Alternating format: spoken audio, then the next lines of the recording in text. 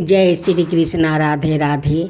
भक्त जनों, आप सभिन को योगिनी एकादशी व्रत की सभिन को शुभकामनाएं करती हूँ। भगवान आप सभिन को सुखे रखे, खुशी रखे। हे विष्णु भगवान, आपका कुटी कुटी करती हूँ प्रणाम में, आप सभिन पर कृपा करे। हे 11 माता, आपको कुटी कुटी करती हूँ प्रणाम, सब पर कृपा करना। जय श्री कृष्णा। राधे राधे। भक्त जनों, आज आप सभी श्रवण करेंगे आषाढ़ कृष्णा पक्ष की योगिनी एकादशी व्रत कथा। धर्मराज युधिष्ठिर कहने लगा कि महाराज, मैं जेठ शुक्ल पक्ष एकादशी के व्रत का महात्म्य सुना। अब कृपाए करके आषाढ़ कृष्णा एकादशी की गाथा वर्णन कीजिए। इस एकादशी का क्या नाम है और क्या महात्म्य है, सो सब कृपा करके वर्णन कीजिए। श्री कृष्णा कहने लगे, हे राजन, आषाढ़ कृष्णा एकादशी का नाम योगिनी है। इसके व्रत से समस्त पाप नष्ट हो जाता है।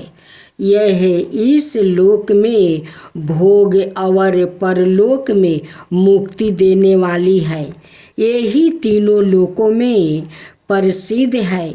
मैं तुमसे पुराणों में वर्णन किया है, अब मैं तुमसे कथा कहता हूँ, सो तुम ध्यान पूर्वक सुनो।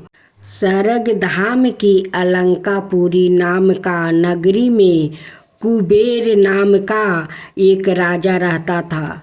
वो शिव भक्त था और प्रतिदिन शिव की पूजा किया करता था। हमें नाम का एक माली पूजन के लिए उसके यहाँ फूल लाया करता था। उस हमें माली की विशालाक्षी नाम का अत्यंत सुंदर स्त्री थी।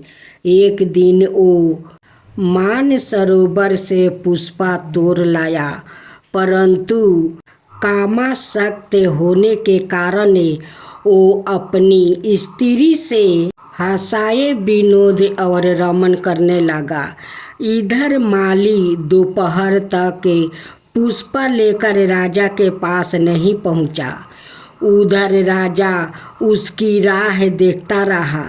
अंत में उसने सेवकों को आज्ञा दी कि तुम लोग जाकर हमें माली के न आने के कारण का पता लगाओ, क्योंकि वो अभी तक पुष्पा नहीं लाया है। सेवकों ने कहा कि महाराज, वो पापी अति कामी है, अपनी स्त्री से हंसाए विनोद और रमन कर रहा होगा। यह सुनकर कुबेर ने क्रोधित होकर उसे बुलाया। हमें माली राजा के भय से कांपता हुआ उपस्थित हुआ। राजा कुबेर क्रोध के मारे जिसके ओठ कांप रहे थे, कहने लगा, अरे पापी नीच कामी, तूने मेरे परम पूजनीय ईश्वरों को भी ईश्वर श्री शिव जी महाराज का अनादर किया है। इसलिए मैं तुझको श्राप देता हूँ कि तू स्त्री का वियोग सहेगा और मृत्यु लोक में जाकर कोढ़ी होगा। कुबेर के श्राप से हेममाली का स्वर्ग से पतन हो गया और वो इसी क्षण पृथ्वी पर गिर गया। भूतल पर आते ही उसके सफ़ेद कोढ़े निकल आया। उसकी स्त्री भी उसी समय अंतर्ध्यान हो गई। मृत्यु लोक में आकर उसने अनेक दुख भोगा। भयानक जंगल में जाकर बिना अन्न जल के वो भटकता रहा। रात्रि को निद्रा भी नहीं आती थी, परंतु शिव जी की पूजा के प्रभाव से उसको पिछले जन्म की स्मृति का ज्ञान अबर से रहा। घूमते घूमते एक दिन वो मार्कंड ऋषि के आश्रम में पहुंच गया, जो ब्रह्मा से भी अधिक वृद्धा थे और जिनका आश्रम ब्रह्मा की सभा के समान लगता था। हेममाली वहां जाकर उनके पैरों में पड़ गया। उसको देखकर मार्कंड जी बोले कि तूने ऐसा कौन सा पाप किया है जिससे प्रभाव से तू कोढ़ी होकर महान दुख भोग रहा है। हेममाली कहने लगा कि मैं कुबेर का सेवक हेममाली हूँ। मैं राजा की पूजा के लिए नृत्य प्रति पुष्प लाया करता था। एक दिन मुझे अपनी स्त्री के साथ विहार करते देर हो गई और दोपहर तक पुष्प लेकर नहीं पहुँच सका, तो उन्होंने मुझे श्राप दे दिया कि तुझे स्त्री का वियोग होगा और मृत्यु लोक में जाकर कोढ़ी बनकर दुख भोगेगा। इस श्राप से मैं कोढ़ी होकर अत्यंत दुख भोग रहा हूँ। आप कोई ऐसा उपाय बताइए जिससे मेरा यह दुख दूर हो जाए। इस पर मार्कंड ऋषि बोले कि तूने मेरे सम्मुख चौकी सत्य वचन कहे हैं, इसलिए मैं तेरे उद्धार के लिए एक व्रत बताता हूँ। यदि तू आषाढ़ मास के कृष्णा पक्ष की योगिनी नाम की एकादशी का विधि पूर्वक व्रत करेगा तो तेरा सब पाप नष्ट हो जाएगा। यह सुनकर हेममाली ने अत्यंत प्रसन्न होकर मुनि को अष्टांग प्रणाम किया। मुनि ने उसको अत्यंत स्नेह के साथ उठाया। हेममाली ने मुनि के कथन अनुसार विधि पूर्वक योगिनी एकादशी का व्रत किया और इसके प्रभाव से अपने पुराने स्वरूप में आकर अपनी स्त्री के साथ विहार करने लगा। हे राजन, यह योगिनी एकादशी का व्रत 88,000 ब्राह्मणों को भोजन कराने के बराबर फल देता है। इसके व्रत से समस्त पाप दूर हो जाते हैं और अंत में स्वर्ग की प्राप्ति होती है। जय श्री कृष्ण। राधे राधे। मेरे भक्त जनों, आज आप सभी ने श्रवण करेंगे आषाढ़ कृष्णा पक्ष की 11 माता की व्रत कथा। बहुत समय पहले की बात है। सतयुग के अंतिम चरणों में एक पवित्र और समृद्धि राज्य था। सोरगाडा इस राज्य के राजा थे। महाराज जयवर्धन एक धर्मनिष्ठा विद्वान थे और अत्यंत अन्याय प्रिय शासक थे। उनका राज्य फलों फूलों से लादा रहता था। नदियाँ निर्मल बहती थी, खेतों में सोना उगलता था और प्रजा राजा को भगवान मानता। परंतु राजा की एक ही पीड़ा था, संतान का अभाव। बरस तक उन्होंने जग पूजा व्रत और तप किया, किंतु कोई संतान नहीं हुआ। अंत उन्होंने कठोर एकादशी व्रत 11 माता का व्रत किया। 12 बरस तक उन्होंने हर एकादशी को उपवास रखा। 11 माता की विधि पूर्वक पूजा की और हृदय से प्रार्थना की, माता मुझे एक नहीं 2 कन्या दो, जो इस राज्य की शोभा हो और मेरा कुल दीपक बने। तब एक रात सपने में 11 माता प्रकट हुई और उन्होंने कहा, हे जयवर्धन, तुम्हारे व्रत तप और श्रद्धा से मैं प्रसन्न हूँ। मैं तुम्हें 2 कन्याओं दूंगी, परंतु स्मरण रहे वो साधारण नहीं होगी। उनके प्राण उनके शरीर में नहीं होगा, बल्कि एक पवित्र तोते में बंद होगा। यह तोता हिमालय की तलहटी में शपथगंधा बन के एक दिव्या कल्प वृक्ष पर रहता है। उसे पाकर ही कन्या धरती पर जन्म लेगी। प्रभात होते ही राजा ने 100 सैनिकों को भेजा और महीनों की खोज के बाद ही दिव्या हरे पंखों वाला तोता पाया गया। उसके पंखों में हल्का सौरन आभास था और आँखों में ब्रह्म ज्ञान की चमक थी।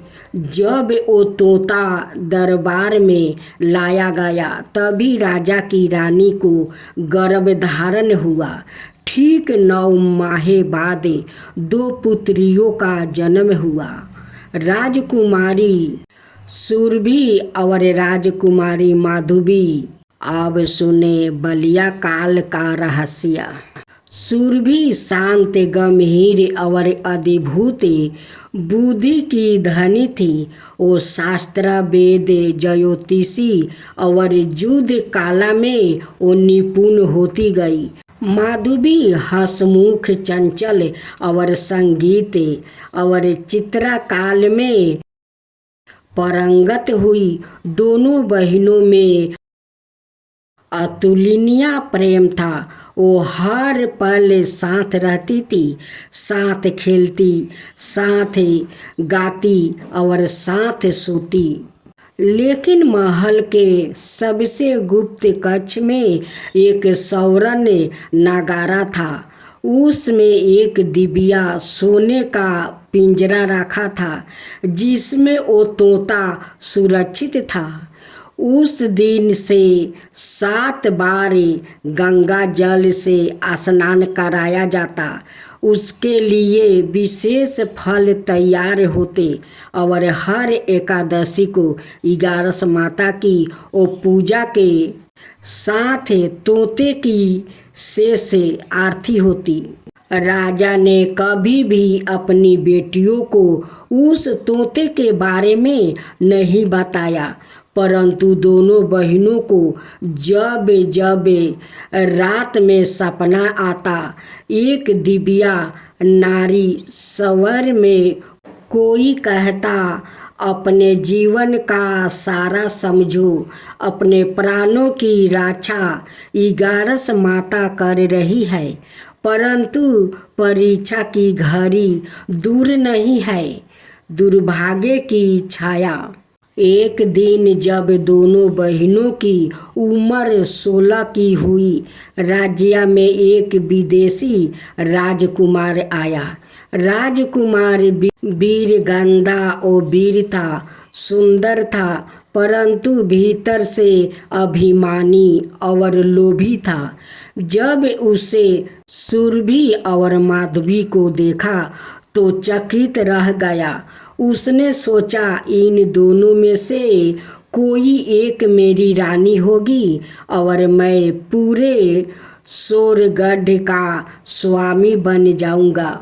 लेकिन सुरभि ने विवाह से इनकार कर दिया। मैं अपने राज्य के लिए जीती हुई किसी अहंकारी के साथ नहीं करूँगा।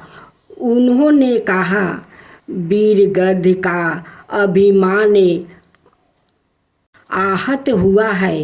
वो बदले की भावना से भर उठा। उसने एक रात महल के सेवक को लालच दिया और उस तोते को चुरा लिया। अब 11 माता की चेतावनी। तोते को छूते ही राजमहल में भूकंप जैसा कंपन हुआ। दोनों बहनों को एक साथ तेज पीड़ा हुई। वो अचेत हो गई। तभी एक दिव्या प्रकाश में 11 माता सवाए प्रकट हुई। उन्होंने राजा से कहा, प्रभु, समय आ गया है जब सत्या और श्रद्धा की परीक्षा होगी। वो तोता अब राक्षसी पापी के हाथ में है। केवल श्रद्धा, व्रत और सच्चे प्रेम से ही उन्हें पुण्य पाया जा सकता है। माधवी को सवाए उस मार्ग पर जाना होगा जहाँ वो अपने प्राणों के साथ बहन के भी प्राण की रक्षा करना होगा। माधवी की तप यात्रा। माधवी ने निश्चय किया, यह 11 माता का व्रत रखते हुए अकेली पर्वत की ओर निकल पड़ी। नंगे पैर, बिना भोजन किए, केवल जल पर उसने 11 माता की गाथा का जप किया। हर द्वादशी पर उपवास रखा और हिमालय की लटहाटी में तपगंधा वन तक पहुंच गई। वहां एक गुफा में उसने उस तोते को देखा, पिंजरे में कैद और चारों ओर अंधकार था। जब वो तोते की ओर बढ़ी तो राक्षसी शक्ति प्रकट हुई। वीर गधा सवाए एक मायावी शक्ति में बदल गया था। बुद्धि क्षीर भावनाओं का, धर्म का, श्रद्धा का। माधवी ने कहा, मैं अपने प्राण दे सकती हूँ, लेकिन अपनी बहन और राज्य की रक्षा के लिए रुक नहीं सकती। तभी 11 माता ने प्रकाश रूप में प्रकट होकर कहा, बेटी, तू परीक्षा में उत्तीर्ण हुई। तेरा प्रेम, त्याग और तप मेरी कृपा का पात्र है। उन्होंने उस तोते को आशीर्वाद देकर मुक्ति कर दिया और दोनों बहनों के प्राण उनके शरीर में वापस स्थित कर दिया। वीर गधा की मायावी शक्ति भस्म हो गई। माधवी को वरदान मिला, तेरा नाम योग योग तक याद किया जाएगा। 11 व्रत की रक्षा करने वाली कन्या के रूप में राजमहल में जब माधवी और तोता वापस आए, सुरभि की आंखों से आंसू बह निकले। उसने बहन को गले लगाकर कहा, तू सिर्फ मेरी बहन नहीं, मेरी जीवन दाता है। राजा ने 11 माता का वैभव मंदिर बनवाया, जहाँ आज भी हर एकादशी को स्त्रियाँ 11 माता का व्रत करती है, ताकि उनके परिवार पर कभी संकट ना आए। और आज भी कहते हैं, जब कोई सच्चे हृदय से 11 माता का व्रत करता है तो उसके प्राणों की रक्षा सवाए देवी करती है। चाहे वो किसी तोते में क्यों ना बंधे हो, 11 माता वहाँ पर पहुँच जाती है और उनकी प्राण को रक्षा करती है। तो बोलो 11 माता की जय, 11 माता की जय।